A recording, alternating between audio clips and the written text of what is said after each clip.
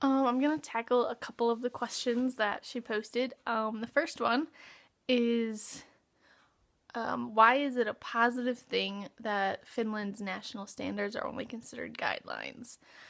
I think it is a great thing that they're just considered like guidelines, that they don't have to follow them exactly word for word all the time, because in the education system here, um,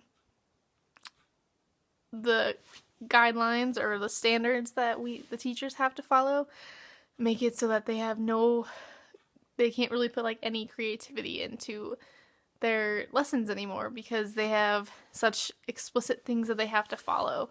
When I was doing some field studies last semester, the teacher that I was with, she literally in their curriculum had a sentence that she would say, and then it gave her a sentence of what the kids would most likely respond saying, and then what she has to say. Like, it was totally scripted word for word, exactly what she was supposed to do.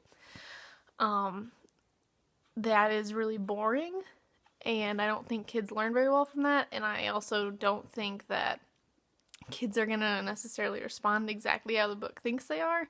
So then it leaves the teachers unprepared if they're just totally dependent on these scripted lessons to follow. So yeah, I think it's a very positive thing that they are only considered guidelines, because it lets the teachers teach, and they went through all the schooling and they had to do their student teaching, and they go through all of this and they don't really get to teach in a way that they see fit. They kind of just have to follow whatever the government says and hope it works out okay. So yeah, I don't like that. I definitely consider the system in Finland successful. I mean, how do you define success? They're consistently ranked in the top like 3 in the nation, and they aren't really trying to reach the top 3. Like, they just go about teaching in a way that is centered around the students and their education and learning, and so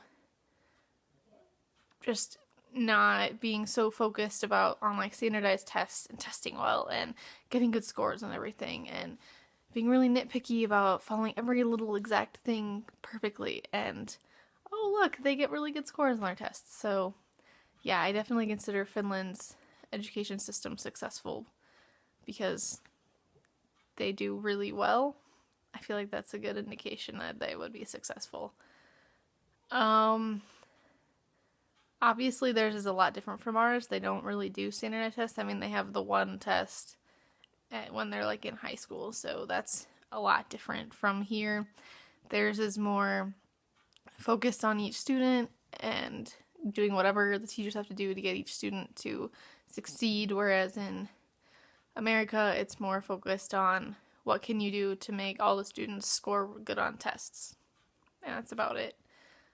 If you can't tell, I really do not like standardized tests.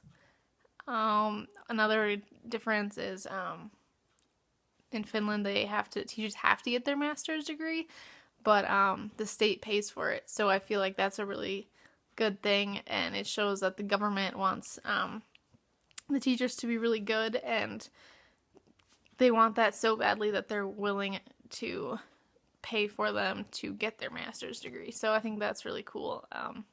Here in America, they kind of just say, yeah, you'll get a little bit of a pay raise if you get your master's, but if you don't have it, that's okay. Our stuff is scripted anyways. So yeah, I definitely like the way Finland has their education system set up a lot more than I like how America has their setup. And I think we could take some pointers from them and follow suit, and yeah, maybe we could get some more learning accomplished in our schools.